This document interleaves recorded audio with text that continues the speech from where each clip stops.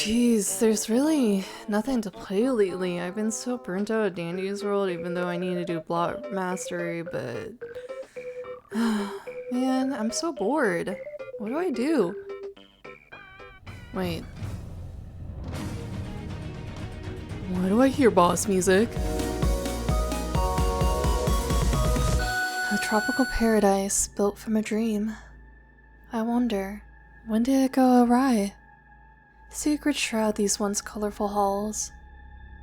What caused him to change? My personal theory for Tropicaland is that it's an island resort getaway since the lobby is one of a hotel. We see suitcases strewn about the area with this budgie/parrot looking character being the owner. I mean, there is a statue made in his honor in the lobby. Just from the in-game footage, it feels like Dandy's World if it was more of a horror game. Now, you may be going on your keyboard and typing up, but Dandy's World is a horror game in a way. Well, the twisted designs in Dandy's World, in my opinion, are more kid-friendly, where it's cartoonish and not super scary. But something about the atmosphere and the designs, the general gloominess, makes Tropicaland stand out as a Dandy's World inspired game. Now, I'm not surprised by the stylistic choice because a previous game that this creator has made is an actual horror game. And a little fun fact, they're looking to remake it with Unreal Engine 5 and release it on Steam. Lore-wise, I believe the owner of Tropicaland may have fallen into greed or uses Tropicaland as a front for something much darker. Maybe the reason the resort guests have turned into these faded, which is this game's equivalent of twisteds, is that Tropicaland harbors something that we need to discover. There are two letters that are teased in the server. One is from Cloud. When you first brought me to this island, your eyes sparkled. Every corner you showed me had a story. This is our dream, Cloud, you said. But now, everything is silent. You're gone, and all that's left are whispers hidden between the leaves. Sometimes, I think I can still hear you. Your voice comes from the darkness, echoing, unfamiliar, as if you're no longer you. Or maybe you don't want to be. The other letter is initialed as JM, and their letter says, "The pieces don't fit. Tropicaland? When it first opened, it was like a paradise.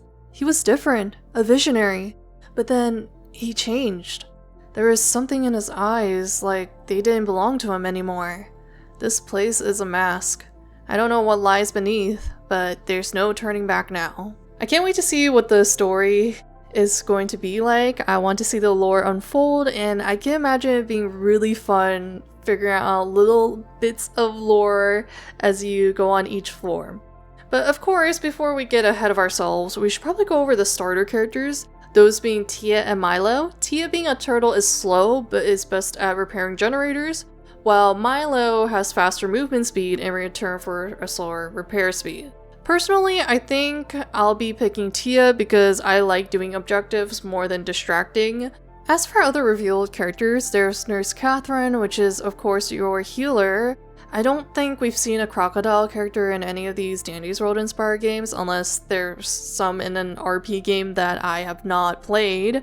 One thing I do appreciate the creator doing is they're trying to innovate their game, and they're not just trying to make it another Dandy's World inspired game. They want to do floor events because they feel like just repairing generators is super repetitive and doesn't really add on to the replayability factor. You get burnt out real quick. So each floor has a chance of having a randomized event, and one such floor is a botanical garden map. Now, Fernic is a NPC. They're a giant plant that you must feed in order for him to help you out and open the elevator to proceed to the next floor. But just because you have a friendly NPC doesn't mean you're alone. Now, he has a evil twin named Feral that chases you on this specific event. Another randomized floor event is a puppet-inspired one.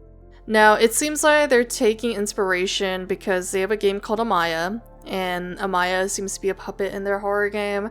And they brought Amaya back as like a cute little cartoony puppet. And I'm sure the lore is going to be different, but there's actually a certain faded that appears only in this floor event. Now, her name is Muffy. She is this elephant puppet, And when I initially saw the design, something about it gave me Sesame Street vibes. Now, I don't mean that offensively, it just gave the nostalgic feel of puppets from our childhood. Now, the funny thing is, you know how I said it reminds me of Sesame Street? They even confirmed themselves that Muffy was inspired by a Sesame Street character, Mr. Snuffleupagus. There is another floor event that was hinted at. It seems to be some sort of store area, and there's this robotic cat that chases you on this floor.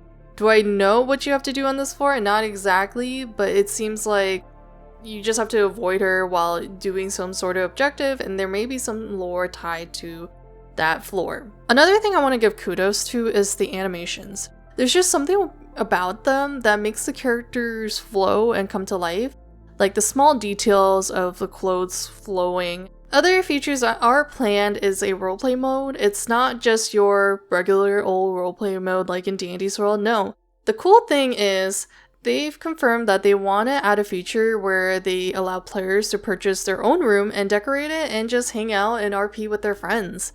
Another feature isn't anything new, but it's matchmaking. Not a lot of Inspired games have it, but it's very useful because you can easily make games just for your friends. Now, you could make a private server, sure, but you could just join a public server, create a private match, and just allow your friends to join. Or if you're looking for a team, you can look for open public matches. Gameplay mechanic-wise, there is a pallet system. It's similar to Dead by Daylight. You can throw down pallets to stun fadeds.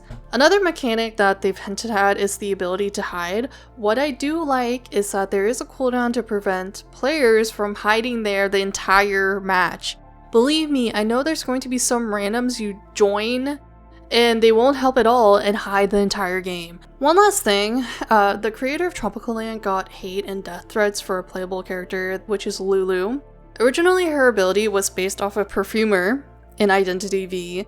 Now, I've never played this game, but it seemed like what I could gather from the footage is that Lulu sprays perfume, puts like an after image, and then she can teleport back to it. It seems like a lot of attention was brought onto this because someone made a TikTok on it. Now, the person who made the TikTok apologized because it was not their intention, and I believe them because it's no one's intention to really send hate and death threats to someone. They said they were just making a joke, but then it got out of hand because it seems like a lot of people who play Identity V were not happy with it.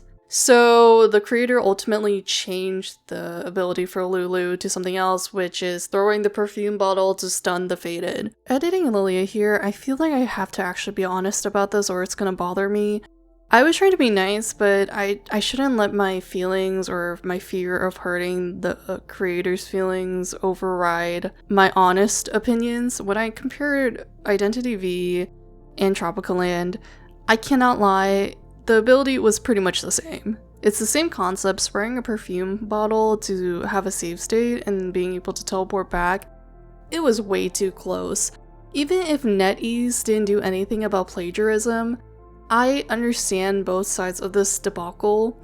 The only thing is, I do not condone death threats because what is wrong with y'all? You can be civil, you can discuss this without sending hate and death threats. Like, what? I think a way this could have been avoided, though, is that if the means of teleportation was different. Because this is a really dumb example, but I'm gonna give an example. Think of those types of RPG games where you write in a journal and then save the game that way. You write in the journal in the game, you put the journal down, and then the character can teleport back to it. If the teleportation worked like that, I don't think people would be that upset unless you guys give me another game where that's how they teleport. But I also understand why they had to change the ability for this, not only from the hate, but even if they changed the mode of teleportation, they already made the perfume bottle for Lulu, and it's closely tied to her character, so they decided, okay, what if I just change the ability to utilize her perfume bottle in a different way? Now, the teleport ability can still be done for a future character. I don't think you can copyright that ability. I think you just need to change the mode of teleportation. Please don't send the creator any more hate just because I am comparing these two abilities. I am just giving an example of what they could do in the future if they want to keep that concept of teleporting. Overall, I'm so grateful that I was suggested to check out Tropicaland. If it wasn't for my viewers, I would not know this game exists until it came out, or after like months of it coming out. Because I don't know how you guys find games, I swear. There once was a kids show called Smiley and Friends that started airing in 1990 up until 2008. In 2012, a reboot was set to take place, but not everything is as perfect as it seems. Lurking beneath the surface, Valerie needed everyone to be perfect, as they are the moneymakers. Thus, multiple experiments were conducted to achieve perfection. The others don't remember, but Smiley does. Smiley's home was also brought to my attention because of a lovely commenter. Now, there is no actual in-game footage as the team are still working on modeling. Basically, there's a lot of concept art and lore. It's just, you know, they have to start somewhere, be patient. Aesthetic-wise, it's very much Dreamcore, or would it be more Weirdcore? I don't know. I am not very well versed in all the cores, so you guys let me know down in the comments which one is the correct term, or maybe it's neither and it's something else. Some lore bits from the server are as follows. Now, Smiley is the outlier in terms of design because multiple reboots have happened alongside different characters. He remembers everything because, of course, it's Smiley and Friends. It's literally in the title of the show. Now, whenever a reboot got cancelled, his form distorted, but then he still remembers everything while everyone else doesn't. Now, this game also features different gameplay mechanics, which sets Smiley's home apart. There are no extracting machines, instead, the stat is for intelligence. Skill checks are now known as combos, which I'm assuming maybe it's a combo of button presses, unless I'm dumb as a rock again. What I find interesting is that there is no stealth. The stat itself has been replaced with sanity, and speed is now known as pace, while stamina is known as endurance. Now, the creator explains that sanity correlates with their appearance. The less sanity they have, the more their appearance looks psychotic and deranged. Honestly, I can't wait to see how these stats play out. I love lore and learning about characters, and the creator seems really happy to share. To give you a better idea of Smiley, they've shared some details on him. Now, Smiley loves colorful things as well as sweets. This is literally how he remains sane. Valerie, who seems to be the creator behind Smiley, or seems to be the one in charge, can't find any way to calm him down, nor fix this sort of behavior. Now, what is this said behavior? Smiley will go on a rampage, destroying objects, harming others, cursing at staff, etc. You name it, he's probably done it. Basically, the only way to quell him is a candy stash that the staff rely on. I low-key want to see a comic of this. I think I kind of feel for Smiley in a way because he's a hopeless romantic that just wants someone to care for him, and he wants to also care for this special someone. I don't mean this in an offensive way. If the creator finds this, which I highly doubt, I'll be really surprised. But he almost seems like a puppy type to me. Now, what do I mean by that? I don't want to say he's like a lovesick puppy, but I feel like he'll be like so loyal to like his partner. I don't know why I'm making a headcanon of this character. What the heck is wrong with me? Like, he just really wants to love someone, and he really wants someone to love him so badly that it feels like puppy love. From what it seems like, there are different character types. As far as the terms go, it seems like it's stars, unnaturals, and distinctions are this game's version of twisteds. I believe stars could be characters that are not as corrupted or are considered more sane based on how colorful they look, although I might be very wrong. While those who have low sanity might be unnatural, I'm probably really dumb, and forgive me if I'm really off. Now, we don't have too much lore on other characters yet, but I do want to take the time to introduce you to characters that have been revealed in the server. First off is Astrid. I really love how majestic this design is with the wings and the styling. Honestly, I feel like this is one of the characters I would like to play, but also it depends on stats. There's also Lelia and Synergy. For some reason, Synergy seems like a total vibe to me. I don't know why, they just seem so chill and cool to hang out with. I also adore Lelia's design as well. Now, Cascade Falls has 2 designs that have been revealed. One is prior to some sort of incident in her unnatural form. And while the colorful one looks cute, I for some reason prefer her unnatural form. Does that say something about me? Okay, I lied, there's actually a third one. I just had to scroll down a lot. We've been teased Distinction Cascade, which there's something about it that it looks like one of those creatures that might appear at the foot of my bed at 3 a.m. This translates to good job on the design, honestly. That's kudos, that's actually a good thing. I really hope I don't see that in my dreams, no offense, I would like to get some sleep. Other designs include Loopsy, which might be one of my favorites. There's also Solar and Silva. Wait a minute, did Silva behead Synergy? I'm kidding. An interesting design is Silo, I hope I'm saying their name right, which is a pillow with snakes coming out of it. Now there's also Artsy, who looks fabulous. A small lore bit provided by the creators that they are a fashion designer that sometimes uses Smiley as their mannequin and model, and all Smiley wants in return are some drawings for his board for his service. Now, okay, maybe it's the art fight in me. I am excited for Jesse Jr. because it's a Worm on a String character. Did art fight create Worm on a String? No.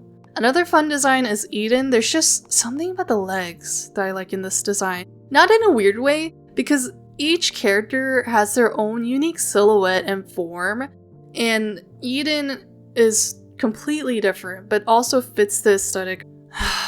Of course, I like the bunny character. Now this is Theodore, aka the Bunny Butcher Man, as Smiley calls him. He's most likely the NPC that sells skins, cause get it? He's a butcher, he skins things. I'm gonna leave. You wanna know what's really funny? The owner actually pinged 2 people in the server and said, raise your hand if you drool over this man, and I'm sure these may be like other mods or developers, but how disappointed would my community be if I maybe raise my own hand as well? Not that I would, but... Now we have another character that's introduced. Her name is Doze.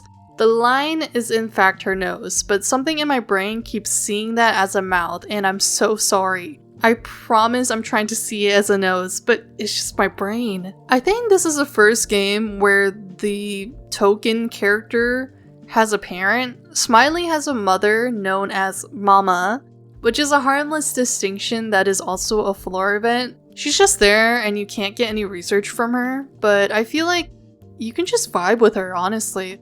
But I have a feeling that she's not the only distinction on that floor, because that would be a little bit too easy, won't it? While some people might crap on the models versus the concept art, you gotta understand that the game is still in its early stages, and models can still be polished. Everything and everyone starts from somewhere, so before you go into the comments saying, oh, the models don't look that great, or they don't look as close to the concept, or like, you probably imagine the models look a certain way based on the concept art, hold your thoughts, they can always improve it. What was once a joyful place is now barely hanging on. Something is stirring within all of them, twisting them into broken versions of who they once were. The cause of corruption remains a mystery as time runs out. Sunnyside Center is a game I found while looking around on TikTok after receiving the previous 2 suggestions, and I actually had to re-record this part because a trailer released for the game, so we get a better glimpse as to what kind of world we're thrust upon. Kinda like Tropicaland, I adore this game's version of Twisteds, which are known as Corrupteds. They really go from the happy, cartoony versions into these more mangled, horrific forms. Now, there's some more tease with the comics that they've released, And I'm going to actually start out with the characters first before we even delve into the lore and my personal theory. Each character is grouped into different categories like your commons, uncommons, rares. There also are higher rarities such as star and mascot characters. One exception is, of course, our NPC named Mech. Mech is one of Cherry Boy's allies who you'll be introduced to. They're a shopkeeper of sorts, and from the trailer it seems like they're an NPC we're going to run into quite a bit, just for story purposes, and I also feel like they're going to be dandy in the way that you can actually get items while you proceed further into the game. Our starter characters are Blair and Peter. Blair is a bunny, of course, who is known to be quite athletic. She's going to be your speedy type character. Meanwhile, Peter is going to be more of your extractor type. He's a scholarly panda. So it really depends on what sort of playstyle you really want out of the two starter characters. It wouldn't be right if we didn't touch on the token character Sunny. It seems like he'll be playable considering he does not have the NPC class. Sunny is of course our main character, we cannot go on without him. There isn't a single soul that he won't share any compassion with. Basically he's your happy-go-lucky character, but we're going to actually see the real side of Sunny, don't worry. Alongside Sunny, he has a younger sister named Mona because having the sun without the moon feels really wrong. And she is a background character, and she has a hobby of creating potions which are really medicines for kids. So if I have to theorize, Mona is going to be one of our healer type characters unless the potion lore bit is meant to throw us off, but I have a very good hunch that she is going to be one of the support characters. One of my favorite characters is actually a common, and his name is Max. He's a mushroom character, and I just ultimately really love his design. He actually has some lore with another character named Penelope, which is shown through the comics, of course. I have a small theory, although I don't know if I'm understanding the comic very well, but I'm getting a little bit too ahead of myself because there's actually a lot to talk about. Another common you'll find is Wendy. She's your, watermelon character. She's super cute, and she is usually found gardening, which is her biggest hobby. She's bubbly, cheerful, and she's a wonderful friend to have around. Another common to join the roster is Tori, who is the youngest character. Basically the Toodles of the game in terms of age, so don't be weird. Basically, she does actually canonically have parents, which you'll be introduced to, don't worry, at the very end. But she's a total sweetheart, she's a little bit shy, she loves to play and draw, just ultimately a really cute character. And we do see her corrupted version, which is actually kind of sad, because we see a glimpse of her parents too. So I'm like, oh no, did she become corrupted because something happened to her parents? We're actually going to go over the two eldest. That would be Clockiana and Cable. And Clockiana is a wise woman, she loves to take her time because she is a clock. She loves to help kids, basically a mother figure. While Cable is also a fatherly figure, he actually lacks a mouth but still is able to communicate with the speakers out the side of his head. He loves to bake and basically cook. So he's like, the dad that loves to feed his children. If you like Pebble or if you just love dogs in general, this next character might be for you. Lupin is known to be a fun, silly character in Sunnyside. He is kind, comforting, and is usually known for helping people when they need emotional support. Following the fruit trend, there's actually quite a bit of fruit-related characters. The first one we're going to go over after Wendy would be Kat. Originally, I thought she was a blueberry until I was like, no, maybe she might not be based off a blueberry. Maybe I'm just being dumb. And then, yeah, I went into a server. She is confirmed to be a blueberry.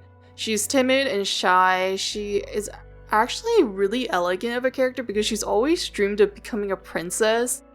If there are skins in this game, I feel like there should be a skin where she just dresses up as a princess, not gonna lie. I know you were waiting for Cherry Boy. I mentioned him when I talked about Mech, so Cherry Boy actually shows up in the trailer. And it seems like Cherry Boy may have quite a bit of dialogue in-game. Like, they're the main point of contact who's going to guide us, which is interesting. It's not Sunny, it's going to be Cherry Boy. And there is actually a very good reason, and considering that certain comics have come out. If you're itching to heal, Candy might be for you. I know we already went over a potential support character with Mona, but Candy is actually the nurse around here. She's mature, kind, and makes sure everyone leaves her office with a smile. Now, the character I hinted with Max is Penelope. She is a pineberry. She is sweet and loves learning new things. She has a passion for clothing and encourages you to be yourself. She'll always speak up for what's right no matter what, and if there's any fights, she'll be the first one to scene to try to, resolve things and bring everyone together. I know there are some people who really love jester characters or people like clowns or in general that sort of aesthetic, and Jingle may be the character for you. He is a jokester and always has a way to make someone laugh. But the interesting thing is, even though he's the most humanoid, meaning he's the most human-looking character compared to the others where some of them are animal-based, others are more fruit-based. He actually doesn't know how to read someone's emotions too well. And behind closed doors, they're actually really quiet. They may seem very flamboyant and extroverted for the kids, but when they're by themselves, they're actually keeping a lot of negative feelings. A character that got highlighted quite a bit, especially their corrupted form, is Axel the axolotl. He loves everything that's related to marine life. He loves to teach marine biology to the kids in Axel's aquarium. He's outgoing and caring. I actually prefer his corrupted more than himself, but if you enjoy axolotl characters, Axel may be for you. I know we already went over the space-themed characters with Sunny and Mona, but there's actually one I left out, and that's Saturn. She is a beloved character in Sunnyside. She shares a deep love for space and the universe around her. Every now and then she goes out to stargaze with all the kids and have a few laughs to encourage them to focus on the bright path ahead of them. Another thing is, I didn't mention that Mona also loves stargazing with her space friends earlier, so I'm assuming Mona and Saturn are really close. They may be besties. That's just my personal theory, because they both love to stargaze. These two characters kind of seem like the razzle and dazzle of this game, in the sense that they are a 2-in-1 character. I'm not entirely sure how it's gonna work, but in some of the in-game footage, it seems like you can switch between which character you use, but I don't see the actual switch happening. There are individual renders of them, but the corrupted version always travels together. So these are twins, Zia and Luna. Zia is the more extroverted one, very energetic, while Luna is the more calm and introverted sister. I already hinted on Tori's parents. So Tori's parents are actually revealed in the trailer, and we get a glimpse of them. So her adoptive father is Dr. the Diary, or Zadire. I feel like it's Dr. just to make him sound elegant. He's quite intelligent and tends to keep his problems to himself. However, he teaches kids that it's okay to open up and talk about their feelings. And he's actually canonically married to his wife, Rhea, the Ring. I honestly think it's quite cute that his wife is like an actual diamond ring. She's very sweet, she's gentle voiced and kind to those around her. If a kid is upset, she'll comfort them gently and let them know it's okay to feel the way they do. She never invalidates their opinions and lets them know they're heard and cared for. The last new character that was revealed is Mimi the monkey, a main mascot in the learning program. She's actually a teacher and she's always happy to make sure that her students learn and have a good time. She believes learning doesn't have to be boring and in fact, learn more when you're having fun. I think she's quite cute. I don't know. We don't see that many monkey characters, I feel like. So now the lore. So a lot of the comics suggest that there's some sort of unknown reason that these characters are becoming corrupted. In one of the comics, it seems like Max is really heartbroken over the fact that something happened to Penelope. It's actually confirmed that Jingle became corrupted, and it's due to his insecurities. My theory is Jingle was more susceptible to becoming corrupted because of all these negative feelings he keeps bottled up, and maybe it got to a point where he couldn't take it anymore and just corruption overtook him. And then he's the one who actually kills Penelope. Now, the entire thing, I can't really confirm how killing Penelope makes her corrupted, or if it's kind of like a zombie thing where even though she, I guess, quote unquote, got killed, she comes back as a corrupted, because Max says, like, why are you still haunting me? So I'm assuming the corrupteds just don't go away, they're just constantly there. And the trailer, it seems like they're on a mission because the place is completely dilapidated. It's in ruins, and they have to rest up in camps, which Mona even says in the comic, let's get back to camp. So the people or the characters that are not corrupted, they're banding together and have to survive against the corrupteds. But it also seems like potentially they're trying to figure out a way to cure those who became corrupted, if there even is a cure. Another comic we see is the relationship between Sunny and Cherry Boy. These two are actually close friends. Surprisingly, Cherry Boy is actually a little bit older than Sunny, and Sunny, being in charge, is trying to figure out how to handle things but is unable to do so. He's actually cooped up in his office, and Cherry Boy barges in and calls him out on it. He says that he has to take on a bunch of Sunny's responsibilities, which is why I believe in the game, if this cutscene even plays or if it's just a trailer thing, Cherry Boy is our point of contact who talks to us. So I feel like this is one of his responsibilities. That's why he's the one talking to us and not Sunny, because Sunny is nowhere to be seen. He's away from everyone and is trying his best. It's not that Sunny doesn't want to. I feel like because everyone looks up to Sunny as like a leader figure, he feels almost helpless because he wants to figure out a solution, but he can't. He doesn't know what to do. He doesn't know what's causing the corruption, how to cure the corruption, first of all. There's just so much weight on his shoulders that he can't face everyone, and it's like, okay, I don't know what to do. And Cherry Boy is frustrated, not just because he's taking on Sunny's frustrations. I believe he truly misses his friend. His friend is not who he once was. His friend is avoiding everyone, and it feels like his friend doesn't care about everyone or even Cherry Boy himself, because these two are really close. So to Cherry Boy, he's ultimately hurt that Sunny is like this. In one of the old footages, there's actually seems to be like some sort of bedroom area. I mentioned the camps, right? It seems like just the entire center is so unsafe. It looks like a wasteland, like an apocalyptic wasteland of sorts. Like I said, it's in ruins, it's in shambles. So there's these makeshift beds everywhere. Even Max was staying on one, which is supposed to be, I guess, the makeshift camps around the place. So it just seems like, in a way, you're trying to survive against the corrupteds, right? Because for some reason all these characters have become corrupted, and you're the few that aren't corrupted. So I can't wait to see more of the story. I'm sure a lot of my theories are going to be really wrong because I'm just taking bits and pieces and just taking what I have and running with it. So let me know your thoughts. Let me know what you think of the game. I originally intended to have 5 games in this video, and I feel like there's just so much content to highlight, and I want to spotlight each game just to get you guys excited for it as well. So I didn't want to overwhelm you guys by making a super long video. There's actually 2 more that I wanted to spotlight. I just felt like they deserve another video to have that time. And if there's any other games you want me to check out, let me know and I'll do some research. With that, I hope you guys have a wonderful rest of your day, and I'll see you guys next time.